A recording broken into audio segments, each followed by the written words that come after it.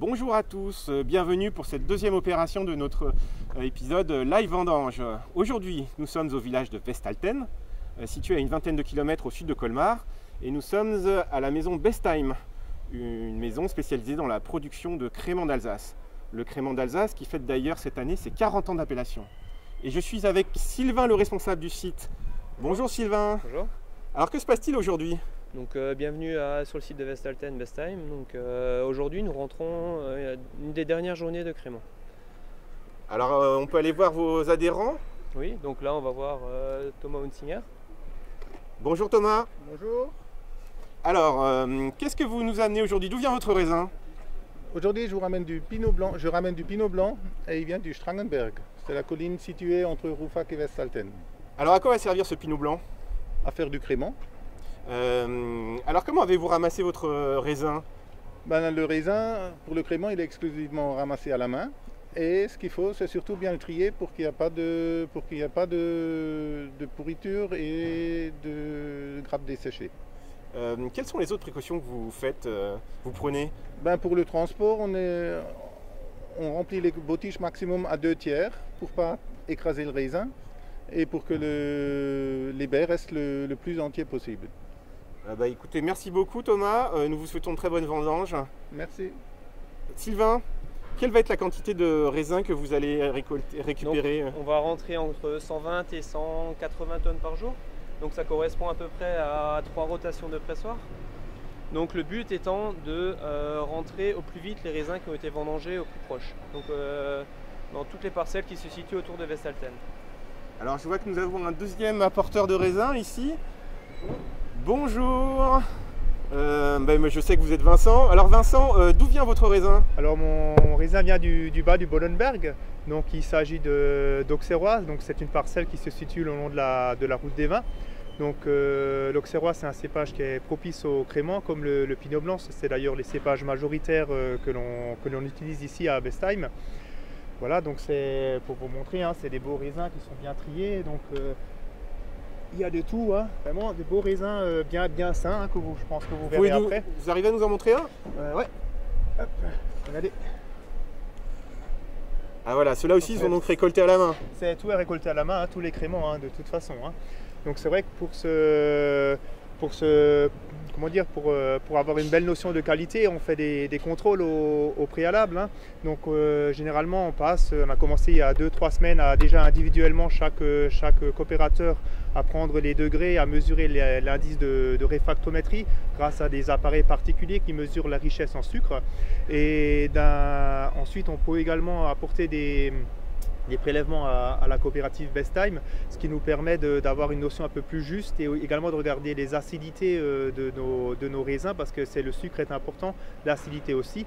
Et puis je dirais que le contrôle final, c'est Sébastien qui nous le fait, parce que c'est lui qui va mesurer effectivement si mon raisin est de bonne qualité. Alors justement, qu'est-ce qu'il indique votre outil Sébastien aujourd'hui ? Alors mon réfractomètre, donc, il indique un degré de 10,6.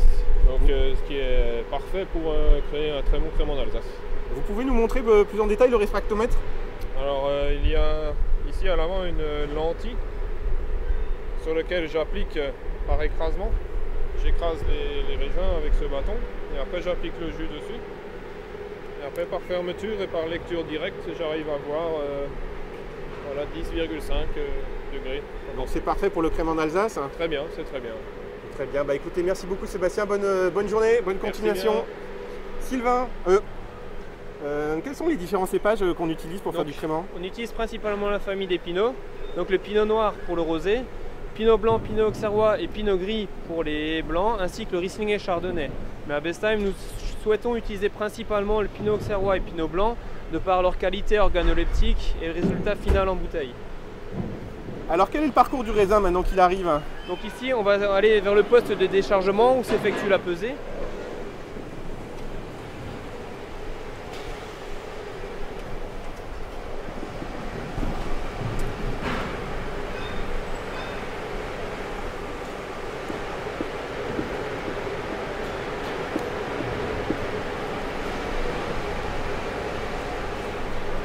Alors c'est ici que les apporteurs livrent leurs raisins ? Oui, voilà, c'est ici qu'on effectue la pesée. et que les raisins sont déversés sur les tapis. Alors on va peut-être guetter un tracteur qui arrive. Ensuite le chemin du raisin. Ah voilà Thomas qui nous apporte son chargement. Alors j'ai l'impression qu'ici l'entraide joue beaucoup. Oui, c'est le principe coopératif.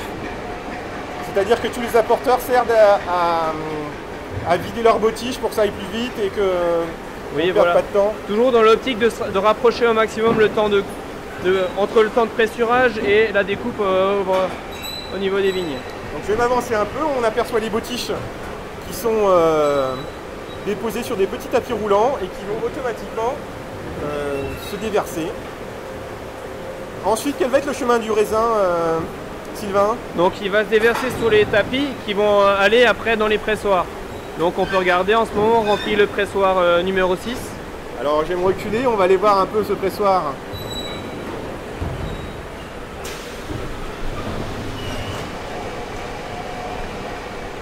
Sylvain, combien vous avez d'adhérents à la coopérative? On a une centaine d'adhérents environ sur le site de Vestalten. Mais après, les adhérents des autres sites peuvent aussi livrer les raisins de manière à justement optimiser les jours de récolte et la maturité des raisins. Donc nous voici arrivés à l'extrémité d'un des pressoirs et on va voir arriver le raisin des bottiches. Donc voilà, le raisin arrive tout en douceur dans les pressoirs. Le but étant de préserver au maximum l'intégrité du raisin. Pourquoi il est important que ce soit fait en douceur? En fait, le pressurage type champenois est en fait le même principe que l'action de presser le raisin entre ses doigts. Donc le but est d'extraire la pulpe de façon la plus douce possible et ne pas ainsi presser les pépins ni la pellicule et ne pas extraire d'amertume. Alors c'était très intéressant. Tu veux pas reprendre un grain et me montrer plus en détail parce que j'aimerais bien le montrer à tout le monde.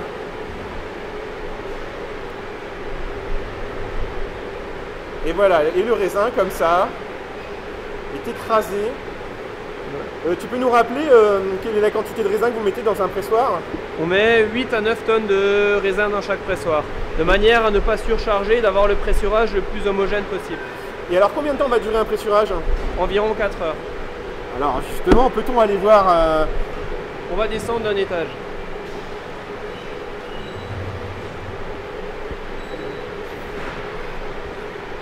Nous allons maintenant descendre, comme vous le voyez. Faire attention à ne pas tomber. Et nous voici maintenant à l'étage numéro 2. Et je vous présente les pressoirs. Donc d'énormes pressoirs, vous voyez. Le raisin tombe.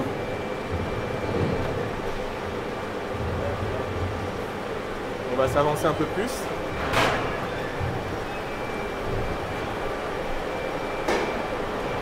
On va arriver à voir. Attends, Sylvain.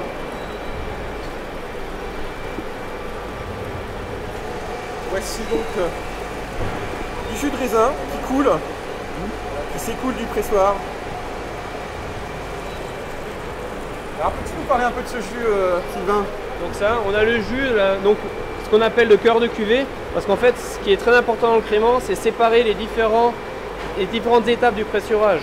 Donc le début du pressurage, c'est vraiment là où on extrait les raisins les plus mûrs, les plus sucrés et le plus acides de chaque raisin, donc ce qui va caractériser, vraiment racer le crément après derrière. Alors tu peux nous montrer à la caméra l'allure de ce jus? Donc voilà, ça c'est vraiment le jus brut avec tout ce qui est pulpe, etc., tout ce qui précède l'étape du débourbage.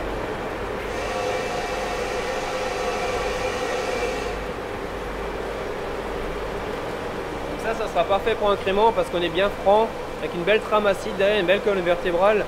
Et on peut voir que c'est un pressoir de Riesling parce qu'on sent le côté un peu citronné qui se dégage. On pourra faire de bons effervescents avec ça. Et est-ce qu'il y a déjà de l'alcool dans ce jus? Non, c'est 100% du jus de raisin, donc 100% du sucre.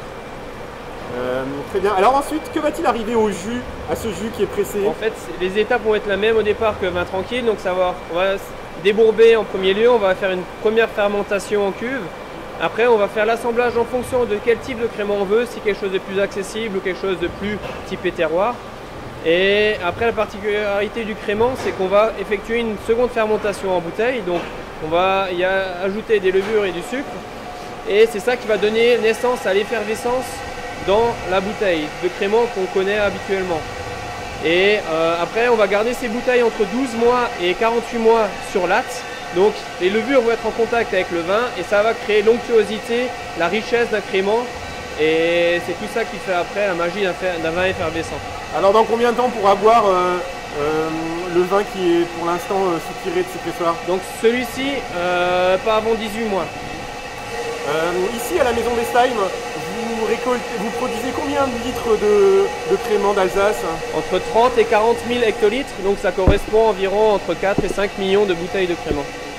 Très bien, et comment s'annonce le millésime 2016? Il s'avère qu'il va être très bon, il a fallu être très patient pour obtenir les bonnes maturités, mais c'est un millésime très prometteur. Très bien, bah écoute, merci beaucoup Sylvain, on te souhaite de très très bonnes vendanges. Merci. Bonne Et bien continuation. voilà, notre opération live vendange aujourd'hui s'achève. Merci de nous avoir suivis. Demain, nous serons au village de Bissheim, toujours à la même heure, à midi, pour découvrir un autre type de pressoir dans un domaine un peu plus petit que celui-ci, le domaine Émile Beyer. Merci à tous de nous avoir suivis et très bonne journée.